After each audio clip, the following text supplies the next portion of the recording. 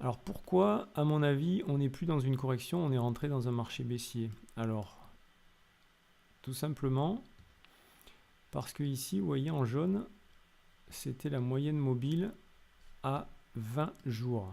Donc, moyenne des 20 derniers jours. Et vous voyez que bien souvent, cette moyenne jaune sert de support tout le long de la hausse. On l'a eu comme support. Bon, là, on l'a traversé une fois. Ici, on va dire qu'on était borderline sur la MM20. Encore une fois, encore une fois. Voilà, si je remets les petites flèches, vous voyez, à de très nombreuses reprises, la moyenne mobile à 20 jours a servi de support naturel, on va dire, à cette hausse. Là, on est parti en mouvement parabolique à partir de 5000 et surtout de 8000 points. J'avais mis deux scénarios. Ça, c'était avant la baisse, avant qu'on traverse la moyenne mobile à 20 jours. J'avais mis un scénario sur lequel on rebondissait sur la moyenne mobile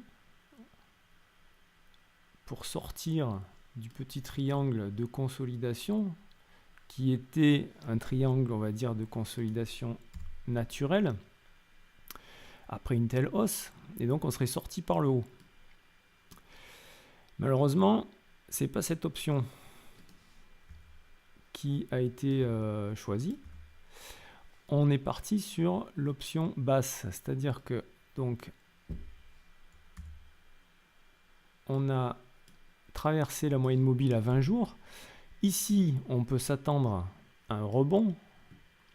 À mon avis, je pense qu'il y aura un rebond intermédiaire. Au pire, sur la zone des 5000, on aura forcément un gros rebond.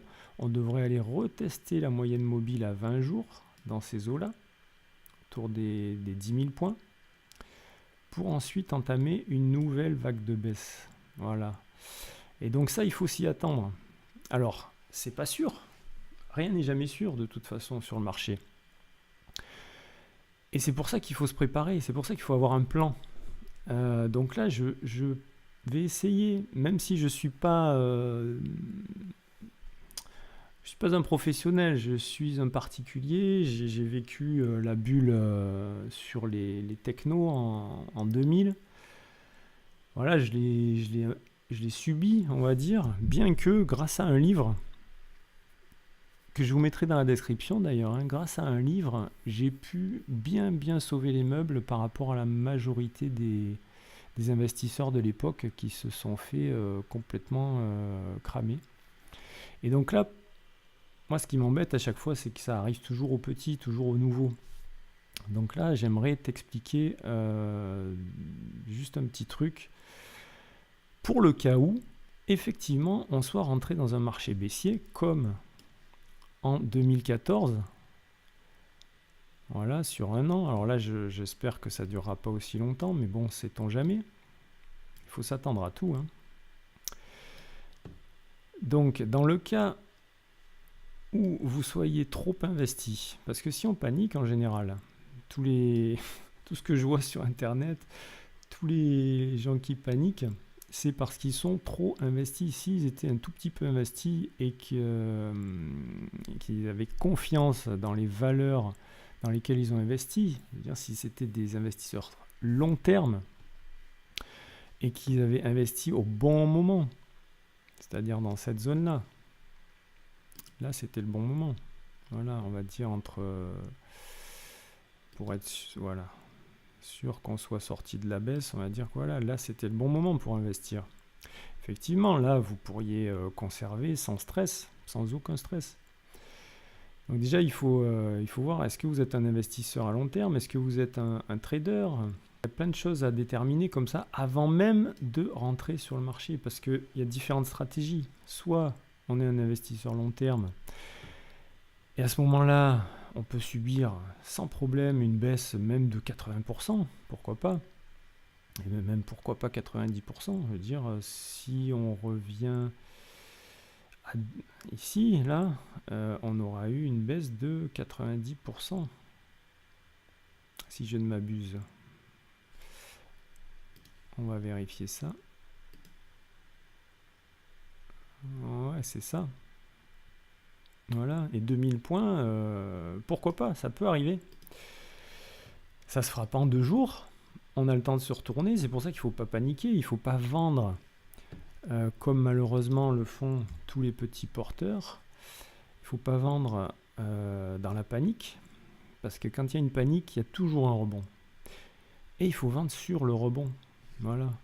Donc si vous êtes trop investi même, ce que je vous conseille, c'est non pas de tout vendre, si vous voulez conserver des valeurs et si vous voulez, on va dire, garder l'option de la hausse, parce que bon, rien n'est jamais sûr, comme je disais.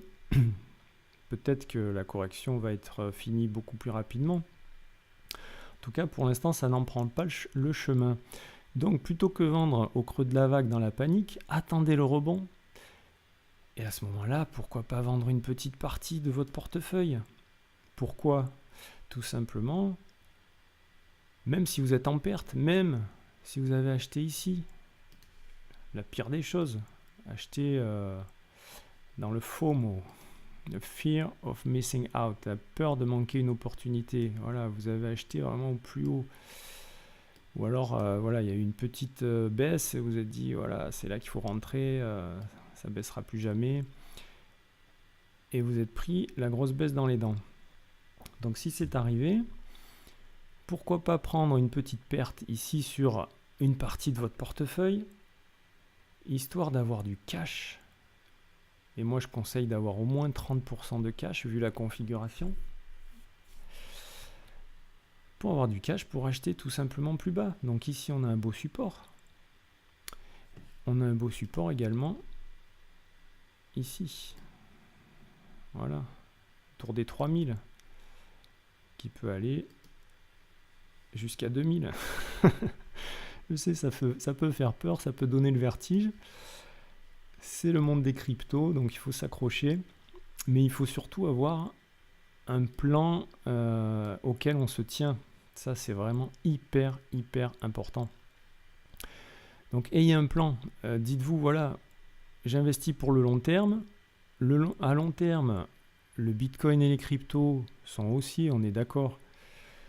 À long terme, la blockchain, elle est partie pour rester, elle est partie pour transformer,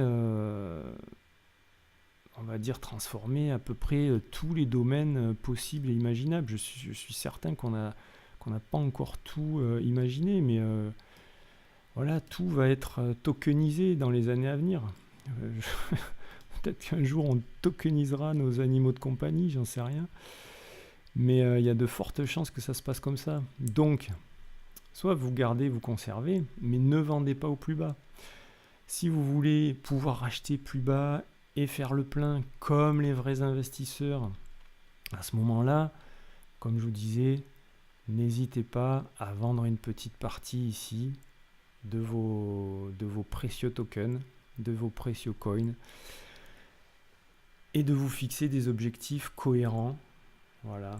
Et parce qu'à mon avis, dans la période actuelle, le plus important, c'est d'avoir du cash. Voilà. Il faut avoir un peu de cash, ou beaucoup de cash, dans l'idéal, pour pouvoir acheter sur cette zone, voire sur cette zone, voire les deux. Pourquoi pas racheter là, revendre ici, par exemple.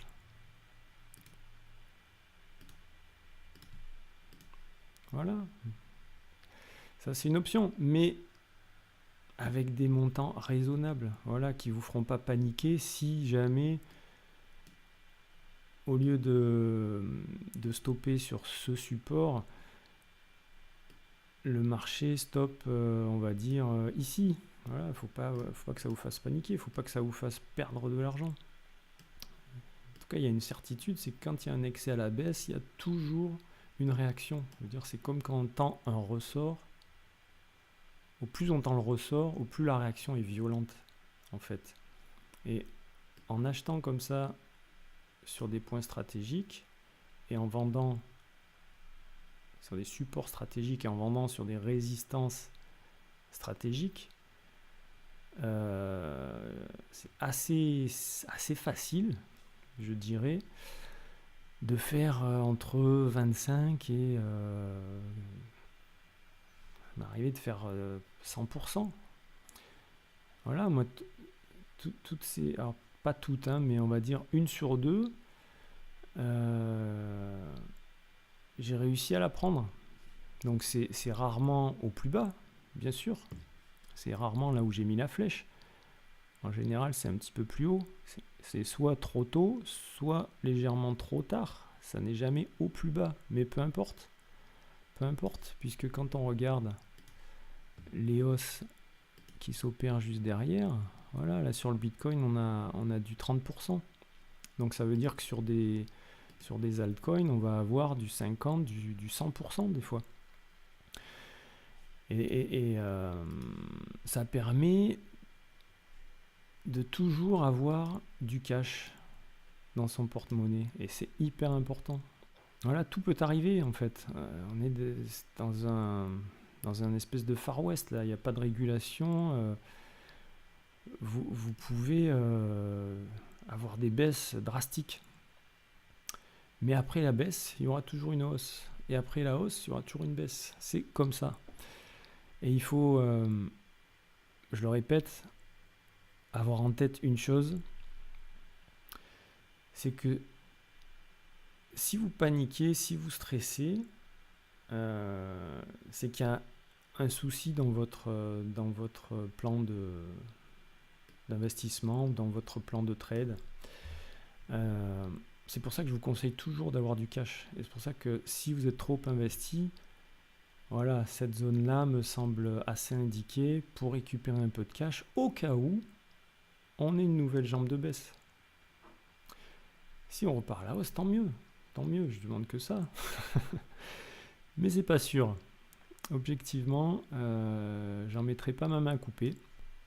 Et puis surtout, j'aimerais vous éviter de vendre au plus bas, comme ça se passe souvent. Voilà. Donc là, par exemple, on est sur le Basic Attention Token que je surveille. Pourquoi je le surveille?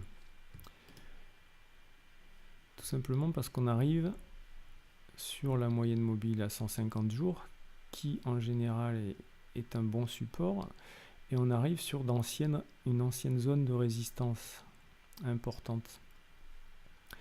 Donc il y a de très fortes chances pour que dans cette zone-là, on ait un rebond intéressant. Voilà. Au plus on va bas, au mieux c'est. Puisque si on arrive par exemple à 0,25, pourquoi pas 0,25, à mon avis, si on retourne dans ces eaux-là, on est quasiment à 100%. Voilà, même si on sait que le marché est baissier à moyen terme, rien n'empêche de jouer la hausse à court terme. C'est le principe de l'élastique. Quand l'élastique va partir, il va partir fort, exactement comme ça s'est passé dans cette zone. Voilà, ben je vous souhaite de bons investissements. Ne stressez pas, dormez bien la nuit. Et je vous dis à bientôt. N'hésitez pas à mettre un petit like. N'hésitez pas à vous abonner. Je vais essayer, si jamais cette vidéo a aidé, voilà, mettez dans les commentaires, mettez un petit like. Et si je vois que ça parle, à ce moment-là, j'essaierai d'en faire d'autres.